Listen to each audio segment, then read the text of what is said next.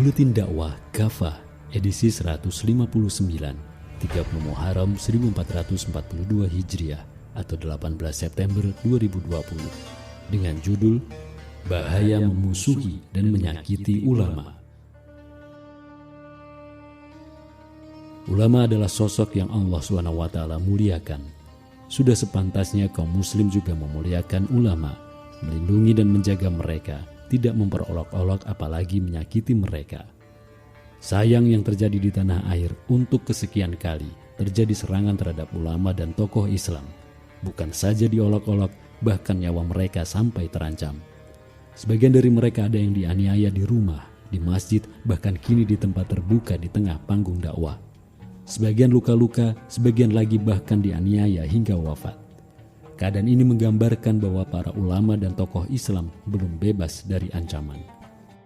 Kemuliaan ulama. Maraknya ancaman terhadap para ulama dan tokoh Islam adalah sebuah ironi. Pasalnya kita hidup di negeri yang berpenduduk mayoritas muslim. Setiap hari kita juga mendengar semakin banyak orang yang berani mengolok-olok ulama dan tokoh-tokoh Islam. Pelecehan tersebut terutama ditujukan kepada para ulama dan tokoh Islam yang giat melaksanakan amar ma'ruf nahi mungkar. Misalnya baru-baru ini, seorang elit parpol menghina keberadaan MUI dengan menyebut lembaga ulama itu selevel dengan LSM. Bahkan ada kalimat yang bertendensi menyamakan ulama dengan binatang. Mulut-mulut kotor mereka terhadap para ulama jauh berbeda dengan predikat yang Allah SWT berikan. Ulama dalam timbangan agama adalah sosok yang istimewa.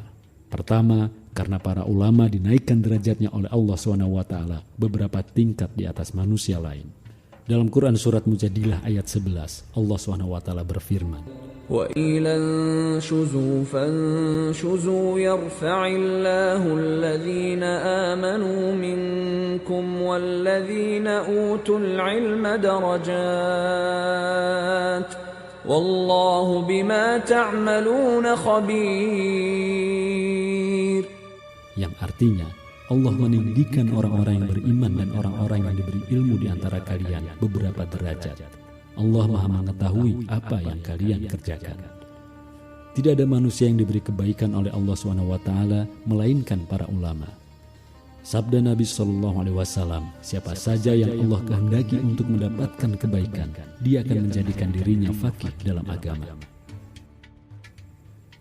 Hadis riwayat muttafaqun alaih. Nabi SAW menyebutkan ketinggian derajat para ulama di dunia ini dibandingkan dengan segenap manusia.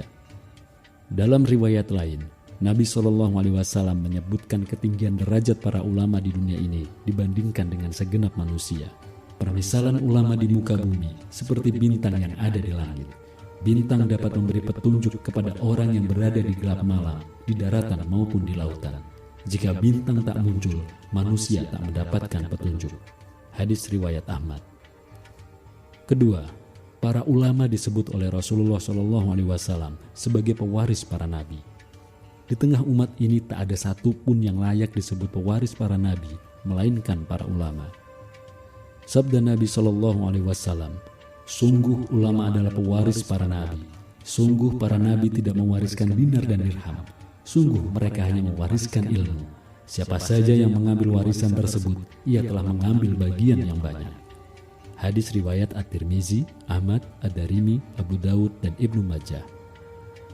Mengapa di dalam hadis ini disebut kata pewaris, tidak menggunakan istilah yang lain? Imam Al-Munawi mengatakan, karena warisan itu berpindah kepada manusia yang paling dekat. Sosok manusia yang paling dekat dengan para nabi dalam urusan agama adalah para ulama yang berpaling dari dunia. Menghadap akhirat dan kedudukan mereka terhadap umat adalah sebagai pengganti dari para nabi. Para ulama adalah orang yang memperoleh kebahagiaan dengan dua kebaikan, ilmu dan amal. Mereka pun mendapatkan dua keutamaan, kesempurnaan dan menyempurnakan. Ketiga, demikian besar derajat para ulama. Allah SWT berkenan memberi mereka kesempatan untuk memberikan syafaat pada hari kiamat. Sabda Nabi SAW, akan memberi syafaat kepada hari kiamat tiga golongan, para nabi, ulama, lalu para syuhada. Hadis riwayat Ibnu Majah. Keempat, karena keberadaan para ulama pula agama ini terpelihara dan umat akan terjaga dari berbagai kesesatan.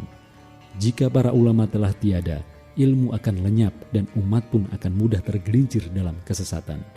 Sabda Nabi SAW, sungguh Allah SWT tidak mencabut ilmu dengan mencabut ilmu itu dari manusia, namun Dia mencabut ilmu dengan mewafatkan para ulama.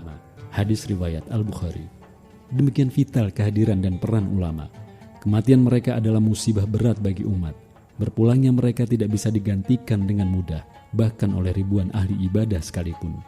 Dalam Muqaddimah Kifayah Al-Ahyar dituliskan perkataan Umar bin Khattab radhiyallahu an. Kematian 1000 ahli ibadah yang senantiasa bangun malam untuk sholat dan berpuasa pada siang hari lebih ringan dari kematian satu orang alim yang mengetahui apa yang Allah halalkan dan apa yang diharamkan. Inilah derajat agung yang hanya dimiliki para ulama. Ulama sejati. Tentu yang dimaksud dengan para ulama di sini bukan sekedar orang yang berilmu namun lancang kepada Allah SWT, memutarbalikan hukum-hukumnya dan bersekutu dengan kezaliman. Ulama bukan semata mereka yang faqih fiddin atau faham agama, tetapi dia adalah pribadi-pribadi yang punya rasa takut paling tinggi kepada Allah Azza wa Jalla. Dalam Quran Surat Fatir ayat 28, Allah berfirman, وَمِنَ النَّاسِ وَالدَّوَابِّ وَالْأَنْعَامِ مُخْتَلِفٌ أَلْوَانُهُ كَذَلِكَ إِنَّمَا يَخْشَى اللَّهَ مِنْ عِبَادِهِ الْعُلَمَاءُ إِنَّ اللَّهَ عَزِيزٌ غَفُورٌ. Yang artinya, sungguh di antara hamba-hamba Allah yang takut kepadanya hanyalah para ulama. Abdullah bin Mas'ud radhiyallahu an berkata, bukanlah yang dikatakan orang berilmu itu orang yang banyak hafal hadis, akan tetapi yang dinamakan orang berilmu adalah orang yang amat besar rasa takutnya kepada Allah. Atas dasar inilah Syekhul Islam Ibnu Taimiyah berkomentar tentang ayat di atas.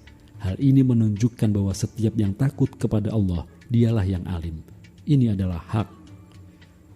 Para ulama sejati ini disebut sebagai ulama akhirat. Di sisi lain, ada yang dinamakan ulama dunia. Ibnu Al-Jauzi dalam Saidul Khatir menyebutkan, perbedaan antara ulama dunia dan ulama akhirat adalah ulama dunia haus kekuasaan di dalam dunia dan suka mendapatkan harta serta gila pujian. Sebaliknya, ulama akhirat tidak mendahulukan itu semua. Mereka sangat takut dan sangat menyayangi siapa saja yang diuji oleh dunia. Ulama yang menjual agama untuk sampah dunia berupa harta dan ketenaran, menjilat kekuasaan serta memutarbalikan ayat-ayat Allah, justru kelak akan didera kehinaan dan siksaan pada hari akhir.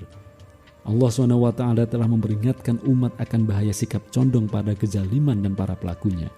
Lihat Quran Surat Hud ayat 113. Imam Syed bin Al-Musayyib juga mengingatkan dengan keras tentang para ulama yang mendatangi penguasa dengan tujuan menjilat. Jika engkau melihat seorang alim mengelilingi penguasa, hati-hatilah terhadap dirinya karena dia adalah seorang pencuri.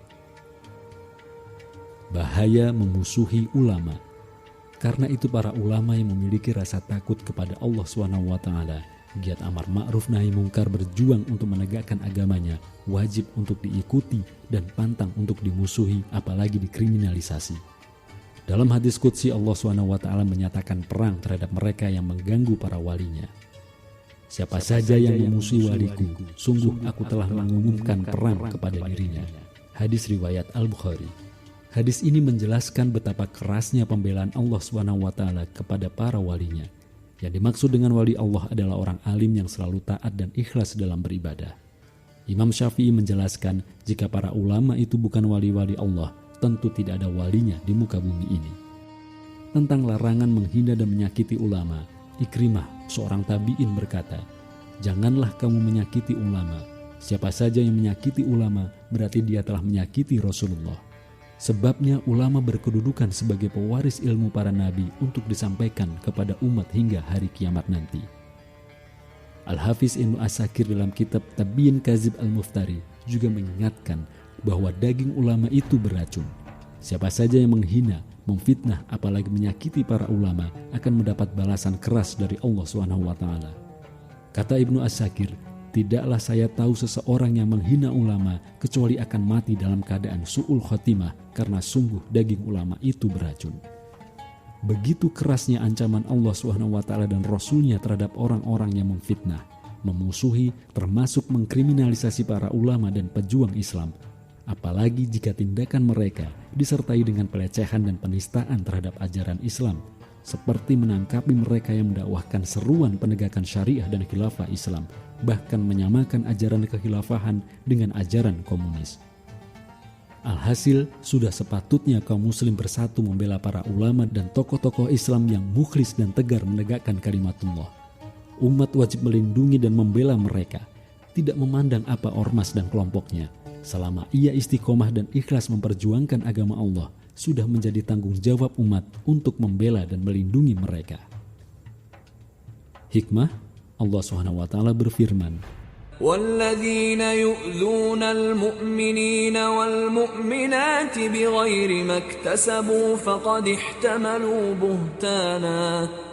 احْتَمَلُوا بُهْتَانًا وَإِثْمًا مُبِينًا. Yang artinya, orang-orang yang menyakiti kaum mukmin dan mukminat tanpa kesalahan yang mereka perbuat, sungguh mereka telah memikul kebohongan dan dosa yang nyata. Quran Surat Al-Ahzab ayat 58.